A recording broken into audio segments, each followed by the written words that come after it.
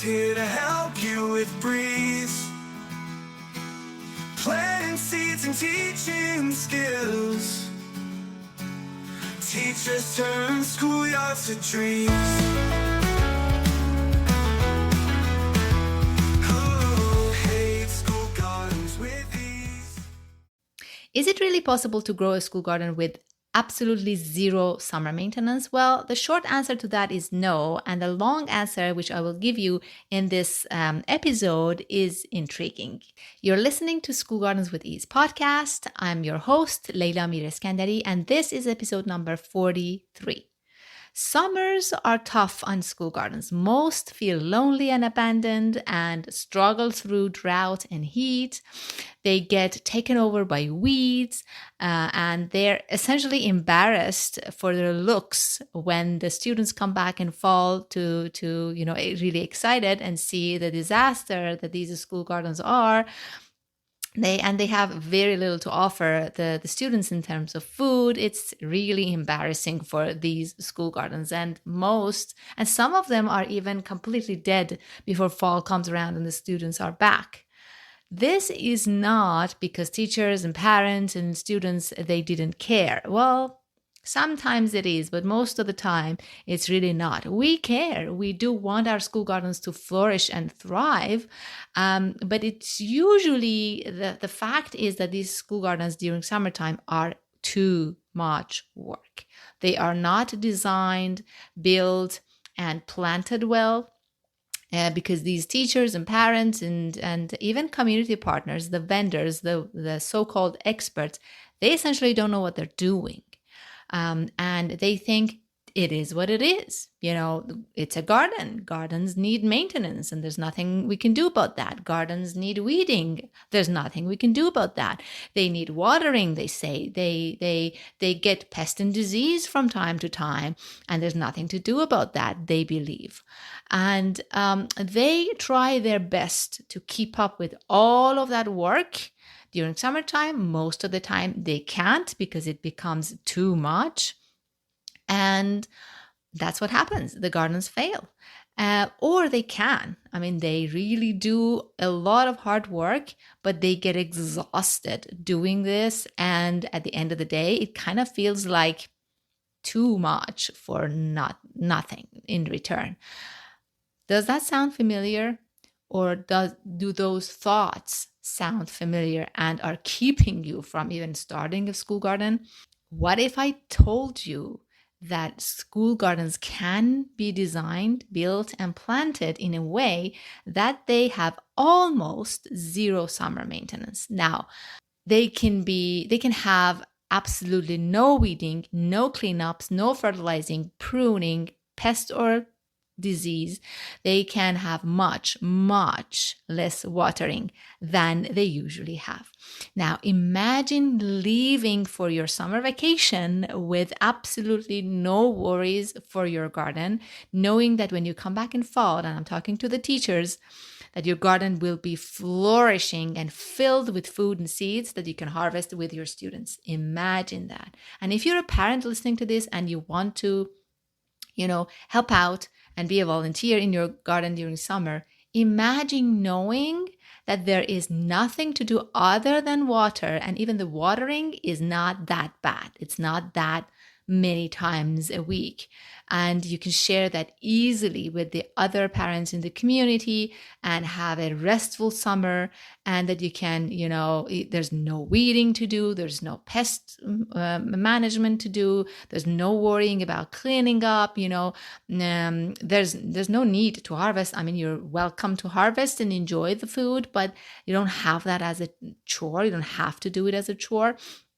And you can mostly enjoy the garden during summertime, all summer long with your kids who are the students of this school, and even if you're a neighbor and you want to volunteer, or you don't even want to volunteer, you just want to go and enjoy this garden that's really close by, you can totally do that without having to worry about anything. Wouldn't that be amazing?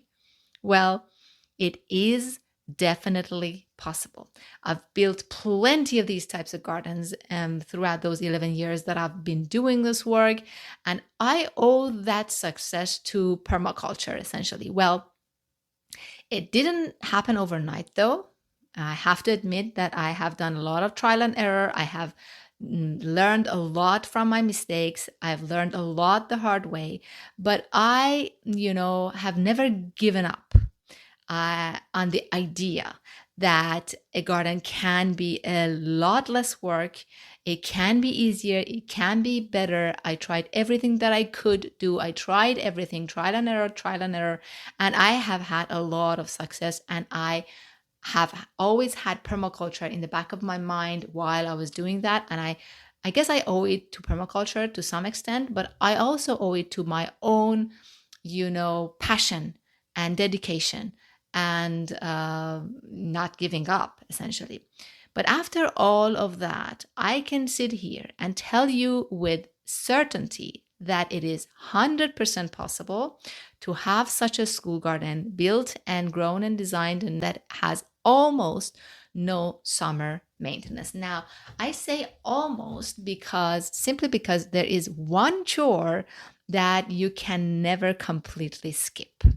I have been able to grow school gardens that have absolutely no weeding, no cleanups, no pruning, no fertilizing, no harvesting as a chore, and no pest, no disease. And I have been also able to grow gardens that have much, much less watering than all the other conventional gardens have. But of course, unless you have automated, complicated watering systems that drip irrigate your plants and your garden and, coordinate that with the rainfall and all of that really complicated stuff, which most schools don't have the budget for. And even those systems do need supervision. Unless you have that, you can't completely skip hand watering your garden. That part, it is what it is. But it doesn't have to be as much as all these school gardens require watering. It can be reduced by 80% or even more. And that's why I say almost no summer maintenance, because you still need to do some hand watering, but we don't really need to completely eliminate all the garden chores. It's not like that we don't want to spend any time in the garden. Like parents would love to go and spend time in a low maintenance garden and water it from time to time, right? We do want to spend time in it. We do want to enjoy the gardens. So we do want to be in them and working with them. That's not a problem. The too much work is what's the problem. And I'm here to announce that I am running a low-cost webinar on the topic for teachers, parents, community partners, administrators, all of you who care in some shape or form for school gardens, have school gardens that has too much summer maintenance, or are planning to build school gardens in the future and would like to not have it have a lot of summer maintenance, or are not moving forward with the garden because you worry about summer maintenance. I have this really low cost webinar that I teach you how to do this on this webinar. The webinar is only $28 Canadian, but for a limited time, it will be even 50% less than that. Until end of day, Eastern time, March 31st, you can get this webinar for only $14. The webinar is happening on 4 time slots on April 2nd. This time around, I don't know if I'm going to bring it back later. I'll probably bring it back later, but for now, right now, that's what it is. 4 time slots on April 2nd. And if you cannot make any of those time slots, don't worry about it. You go and grab one of those time slots anyway, because you will be getting the recording of this webinar along with all of the material if you're a registrant to the webinar on the day after, on April 3rd. Okay, so I'm giving 2 of my implementation guides to the webinar participants. The value of these guides are on my website right now are already $38. So this is going to just pay for itself right off the bat. But again, this is a lot more than just those 2 guides. I'm going to give you a lot on this webinar. If you've ever been in any of my webinars or any of my free or paid material, you know that I go above and beyond what you expect to receive. So this is not going to be any different. Don't miss it. Make sure that you do go ahead and join this webinar.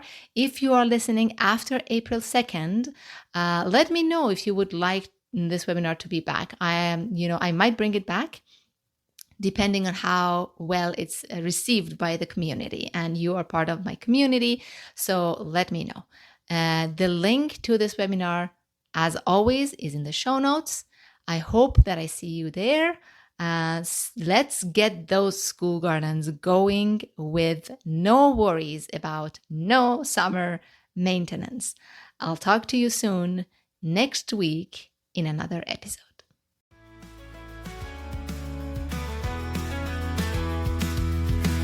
You've listened to the entire episode, and for that, I want to thank you from the bottom of my heart. I hope you enjoyed it, and if you did, please leave me a review on Apple Podcasts and Spotify. And please share this episode with other teachers who might be interested in this topic. See you next week for a new episode.